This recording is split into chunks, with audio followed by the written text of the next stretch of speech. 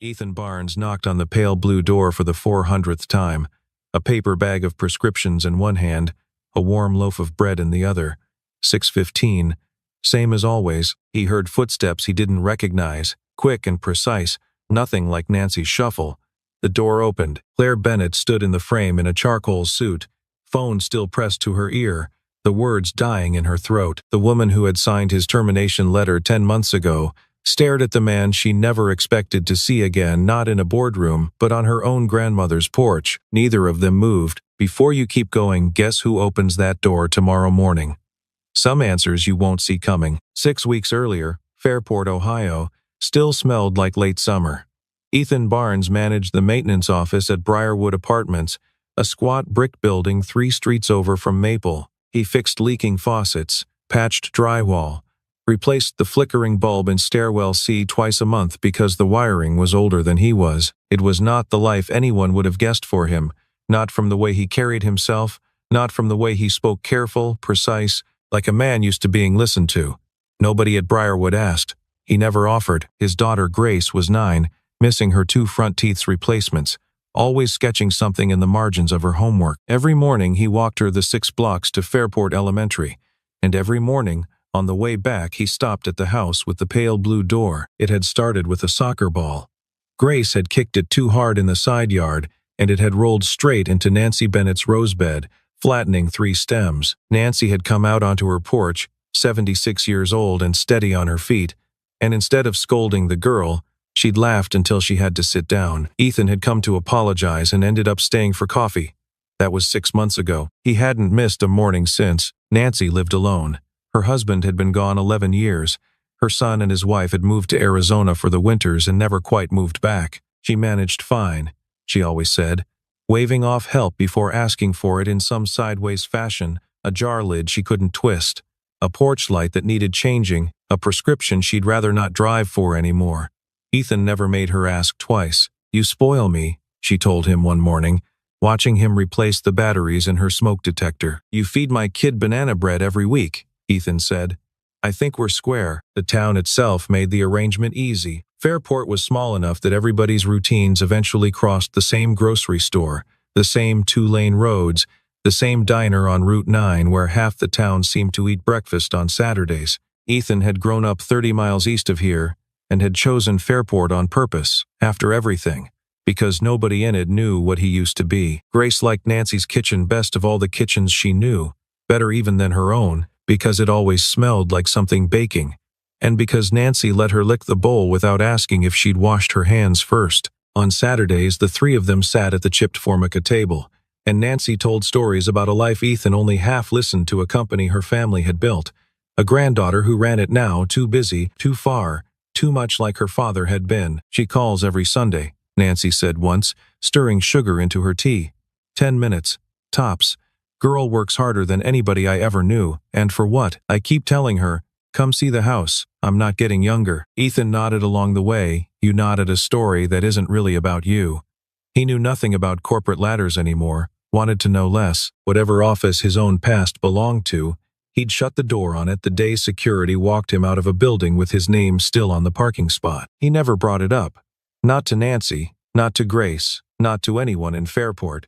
As far as this town was concerned, Ethan Barnes had always fixed leaky faucets for a living, and that was fine by him. Some nights, after Grace was asleep, Ethan sorted through the boxes still stacked in the hall closet, remnants of the move from the old house that he hadn't gotten around to unpacking in over a year. Tape, spare fuses, a drawer's worth of things that belonged to no particular category. He was digging for packing tape one night when his hand caught the edge of something stiff and plastic, wedged beneath a folder of old insurance papers. He pulled it out without thinking, a laminated badge. His own face looked back at him. Younger, clean-shaven, a company logo stamped in the corner. Bennett Aerotech. Underneath, in small block letters, Senior Structural Safety Engineer. He sat very still on the floor of the hallway, the badge warm from his own grip. It came back the way these things always did, not gradually, but all at once. 11 years at Bennett Aerotech, the last 3 of them running structural safety review on the composite wing spar line. The night he'd found the fatigue stress numbers that didn't add up. Numbers that meant a batch of load-bearing components had been cleared for shipment without meeting spec. The report he'd filed, the meeting where his supervisor's face had gone very still and very careful. The weeks after, when internal documents he had never touched turned up flagged under his login, the termination letter with a signature at the bottom that had meant nothing to him then, just a name, Claire Bennett, printed neat above a title. He remembered standing in the parking lot with a cardboard box of desk photos, watching people he'd worked with for a decade suddenly find their phones very interesting. He remembered telling himself he would fight it, and then remembered the retainer for an employment lawyer, and Grace's tuition, and the mortgage, and how fighting a company with lawyers on staff was a luxury built for people who still had savings. He remembered, too, the specific silence of that last week, the way conversations stopped when he walked into a break room, the way a woman he'd mentored for 2 years suddenly couldn't meet his eyes in the hallway. Nobody had asked him for his side of it. Nobody, apparently, had needed to. A signature on a termination letter had done all the talking that was required, and everyone downstream of that signature had simply believed what they were told to believe. He'd taken the maintenance job at Briarwood 8 months later, after the unemployment checks ran dry, and the interviews for engineering roles kept circling back to the same question times, can you explain the gap? And the reason for departure times, a question with no good answer that didn't sound like an excuse. Fixing faucets paid less than a third of what he used to make. It also came with no questions attached, and some days that felt like the better trade. He hadn't told anyone in Fairport any of it. What was there to tell? He'd been a promising man with a good title, and then he'd been nothing, and somewhere in between he had learned that titles were the easiest thing in the world to take from you. Ethan turned the badge over once in his hand, feeling the sharp corners bite into his palm, and then he dropped it into the kitchen trash, under the coffee grounds, where it wouldn't catch Grace's eye if she went looking for anything in the morning. He didn't sleep much that night. But when 6 o'clock came, he made coffee, packed Grace's lunch, walked her to school, and turned toward Maple Street exactly the way he always did. A bag of bread swinging from his hand, because whatever that badge had once meant, it had nothing to do with the woman waiting for her groceries 3 blocks from here. Some mornings start like every other morning. This one wouldn't stay that way. Claire Bennett had not planned on being in Fairport that morning. A board meeting had collapsed at the last minute. Gary Holt, her COO, citing a scheduling conflict that felt thinner than he probably intended, and rather than sit in her office rereading the same quarterly deck, she'd gotten in the car and driven the 40 minutes to her grandmother's house. The way she kept promising herself she'd do more often, and never quite managed. She hadn't called ahead. Nancy never minded surprises. She let herself in with her spare key, calling out as she crossed the hall, and was halfway to the kitchen when the knock came at the front door, soft, familiar, timed to the second like it always was, though Claire had no way of knowing that. She turned back and opened it without thinking, phone still pressed to her ear, mid-sentence to Donna about a contract clause that suddenly stopped mattering. The man on the porch went rigid. She went rigid a half-second after him. Ethan Barnes. Bread in one hand, a small paper bag of medication in the other, standing on her grandmother's welcome mat like he belonged there because, as it turned out, he did. Claire? Nancy's voice came from the kitchen, delighted. Is that Ethan? Oh, you two are finally meeting properly. Neither of them answered right away. Ethan's eyes found Claire's and held them, a silent question passing between them faster than either could have explained it. How much does she know? How much do I say? Not here. Not like this. Nancy appeared in the hallway, wiping flour from her hands onto her apron, beaming at both of them like she'd engineered the moment herself. Ethan, this is my granddaughter, Claire. The one I'm always talking your ear off about. Claire, this is the young man who's been keeping me company every morning for months. I don't know what I'd do without him. Claire started and stopped. We've run into each other, Ethan said, even unhurried. The same voice he used to talk Grace down from a tantrum. Small town. Paths cross. Claire's eyes flicked to him again, something unreadable moving behind them, and then she found her footing. Right. A few times, actually. The lie came out smoother than she expected, though her pulse hadn't slowed at all. Nancy looked between them, satisfied, entirely unaware that she was standing at the center of something neither of them had words for yet. Well, good. I've been wanting you two to meet properly for ages. She turned back toward the kitchen. Ethan, you're staying for dinner, both of you. I made too much chicken and I refused to eat it alone for the 3rd night this week. It wasn't a question. It never was, with Nancy. She was already moving back toward the stove, entirely certain the matter was settled, humming something under her breath that neither of them recognized. Claire watched her grandmother go, then glanced at Ethan, who gave the smallest shrug, the kind that said times you know how this goes better than I do. It struck her, standing there in the front hall with her heels still on, and her phone finally silent in her pocket, how easily this house made decisions for people. Nobody in this kitchen had ever asked her permission for anything, and somehow that had never once bothered her the way it should have. Claire opened her mouth to decline. She had 4 hours of work waiting for her back at the office, a call with the safety compliance team, a dozen reasons to leave, and found none of them came out. Sure, she said instead, watching Ethan set the bread down on the counter like he'd done it 100 times, because he had.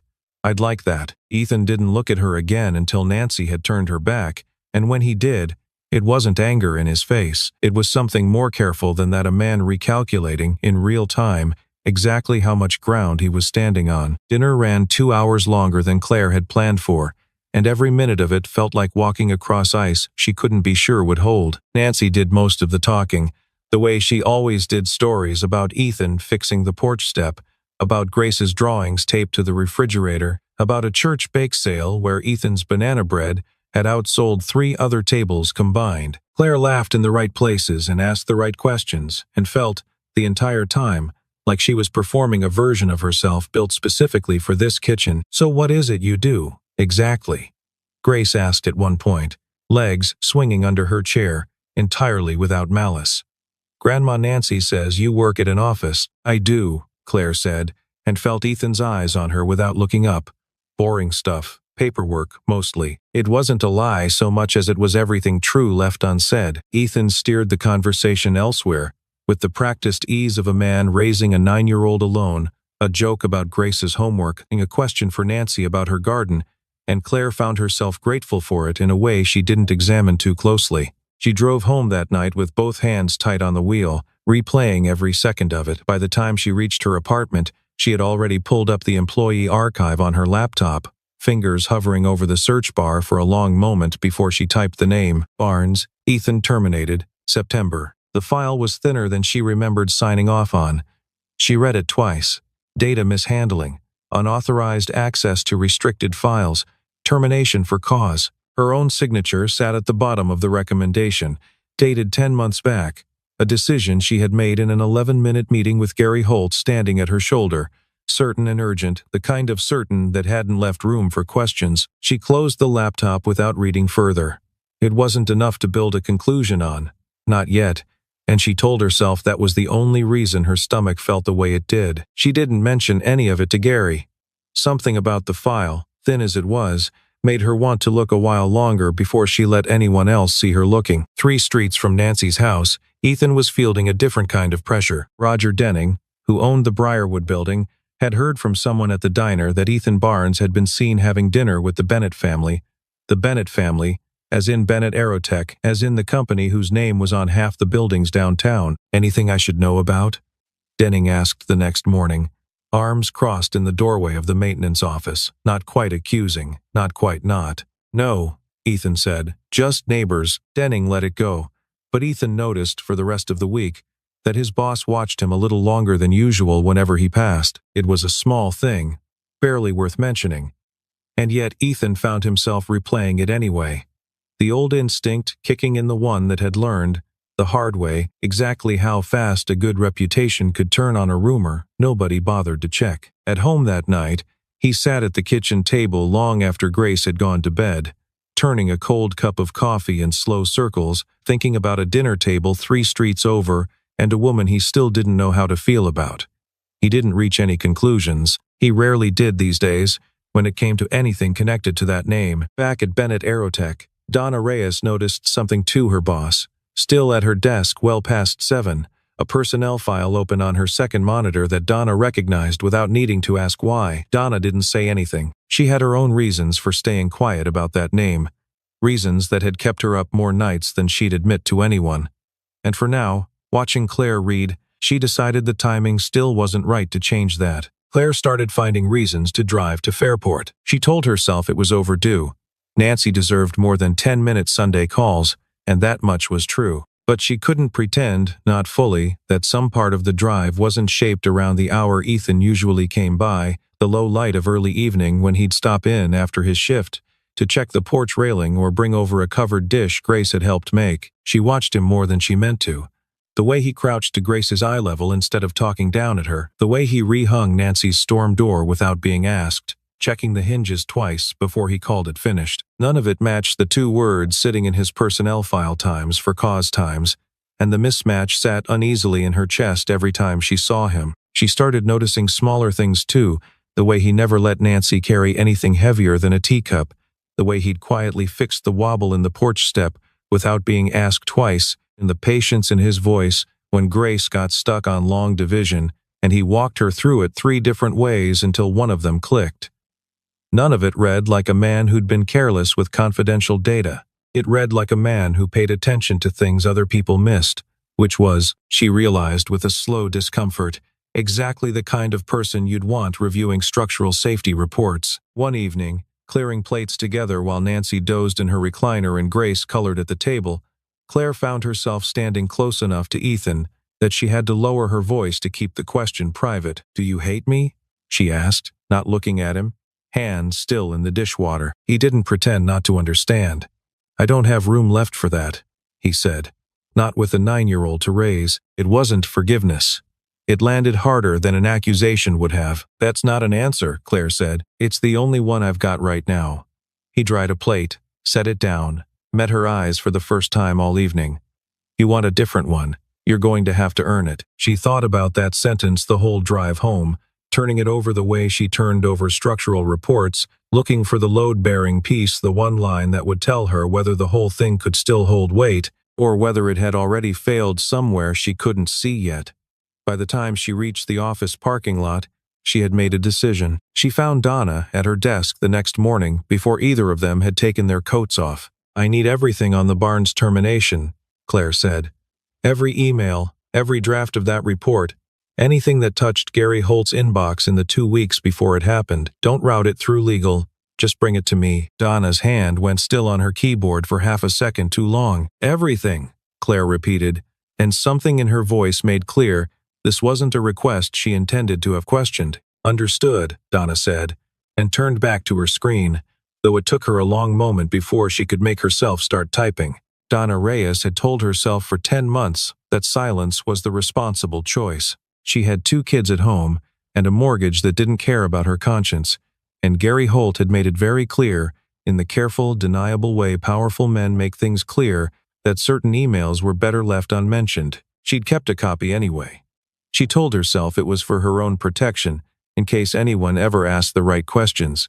Nobody ever had, until now. She found Claire in her office after 6, the building mostly emptied out, and set a folder on the desk without a word. "What is this?" "Everything you asked for," Donna said. "And one thing you didn't." Claire opened the folder. On top sat a printed email chain, dated 14 months back, 4 months before Ethan's termination. Gary Holt to 2 junior engineers. Subject line stripped of anything incriminating. Body text anything but. Instructions to trim material tolerance margins on the Wingspar composite batch by 11% to hit quarterly cost targets. And a note, near the bottom, flagging that the safety review office Ethan's office would need to be, in Gary's words, managed. 2 pages later, a second thread. Ethan's original report, the one that had gotten him fired, flagging the exact tolerance failure Gary had ordered, and beneath it, an internal message from Gary to HR, drafted the same week, laying groundwork for a data mishandling complaint against a safety engineer who was, quote, becoming a liability to the timeline. Claire read it 3 times before she trusted herself to speak. "He never leaked anything," she said quietly. "He found what Gary was hiding." "I should have said something sooner," Donna said, voice shaking now that it was out. "I was scared. I've still got 2 kids and 1 income, and I know exactly what happens to people who cross Gary Holt. I'm sorry. I know that's not enough." Claire looked up at her, and whatever fury had been building in her chest for the last 10 minutes, none of it landed on Donna. "You just did the hard part," she said. "That's not nothing." Donna nodded, wiped her eyes with the back of her hand, and let out a breath she seemed to have been holding for over a year. Claire sat with the folder long after Donna left, the office dark except for her desk lamp, the full shape of what she'd done finally visible to her for the first time. Not a mistake, not an oversight, but a man's entire career, taken apart on purpose, with her signature at the bottom of the paperwork. She thought about Ethan crouched at Grace's eye level. She thought about the porch railing, the storm door hinges checked twice. She thought about times you're going to have to earn it, and understood, sitting alone in her office at 9 at night, that an apology delivered here, across a desk, with lawyers eventually in the room, would mean nothing at all compared to one delivered honestly, face to face, to the man who'd spent 10 months rebuilding a life she had helped tear down. She sat with that thought a long time, watching the lights of downtown Fairport blink on through her office window one by one, and understood that whatever came next couldn't start with a press release or a legal statement. It had to start with a conversation, the kind she should have had 10 months ago, before any of this became a folder on her desk, instead of a person standing on her grandmother's porch. She called him before she let herself think better of it. "I need to see you," she said when he picked up. "Not at Nancy's. Just you." There was a pause on the line, long enough that she wondered if he'd hang up. "Tomorrow," Ethan said finally. After Grace's at school, Gary Holt did not like being summoned to a board session with no agenda circulated in advance, and he liked it even less when he walked in and saw Claire seated at the head of the table with a folder in front of her, and Donna Reyes standing quietly by the door. "What's this about?" he asked, taking his seat with the easy confidence of a man who had never once considered that the ground beneath him might not hold. Claire didn't waste time. She laid the printed emails across the table, one by one, letting each board member read them in silence before she spoke. 14 months ago, Gary ordered a reduction in structural tolerance margins on the wing spar composite line to protect quarterly numbers.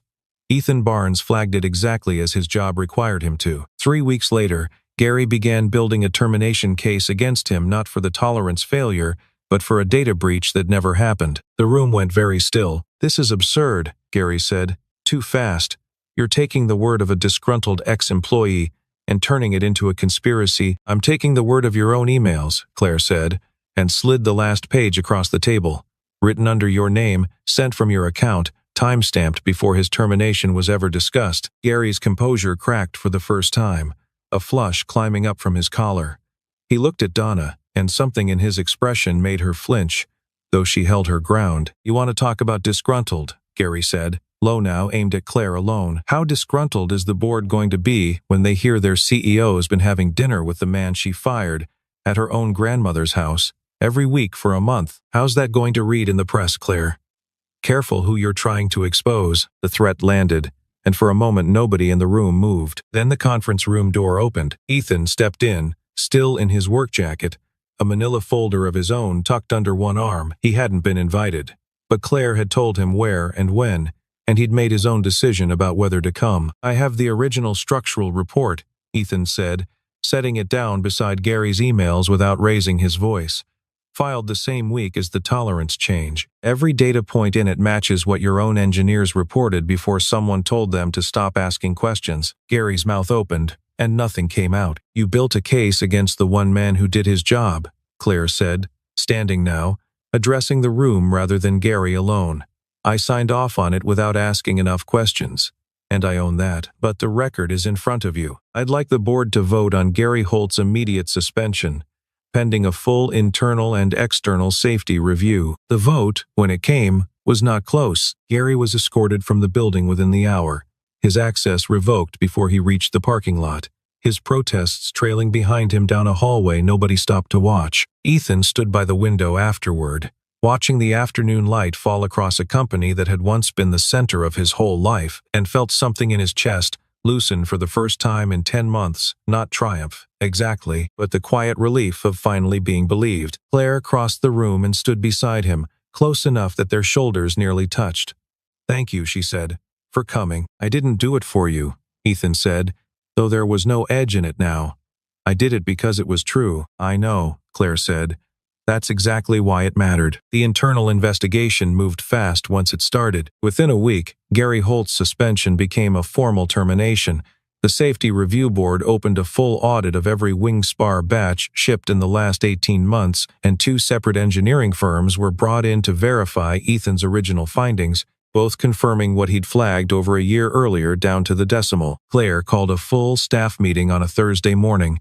The auditorium at Bennett Aerotech filled past capacity for the first time anyone could remember. She didn't read from notes. 10 months ago, this company fired a man for telling the truth, she said, her voice steady though her hands weren't. Ethan Barnes found a safety failure that could have put lives at risk, reported it exactly as he was trained to, and was punished for it by someone protecting his own numbers instead of our people. I signed that termination. I own that mistake. Publicly, in front of all of you. She looked out at the room, then found Ethan standing near the back, arms crossed.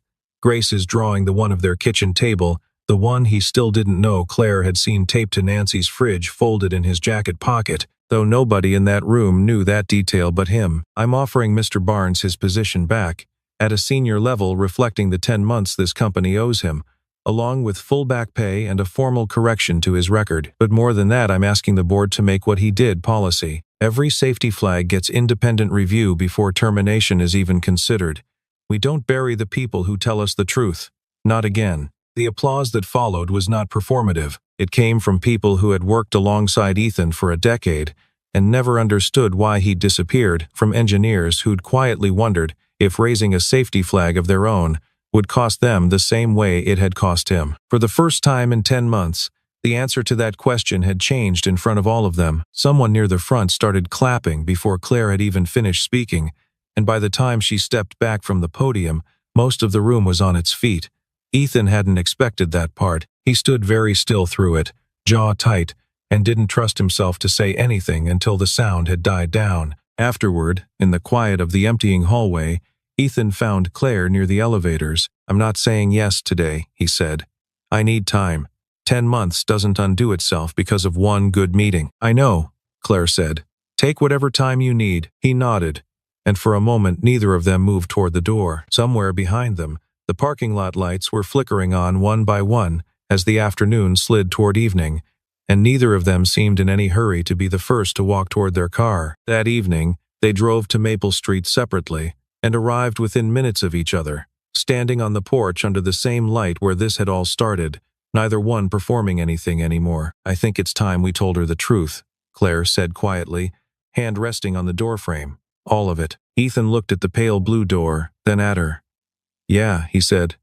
I think you're right. He knocked once, out of habit, though the door was already open. Nancy listened to the whole story without interrupting, which for Nancy was its own kind of miracle. She heard about the report, the termination, the 10 months of silence, the dinner that had started as an accident and turned into a performance neither of them had planned on giving. She heard about the folder Donna had brought, the board meeting, the vote. When they finished, she sat back in her recliner and was quiet long enough that Claire started to worry. Then Nancy laughed a real laugh, surprised out of her, one hand pressed to her chest. So this whole time, she said, you two have been sitting at my table lying to an old woman's face about how you met? Not lying exactly, Claire started. Lying, Nancy said, delighted rather than offended. Bless you both.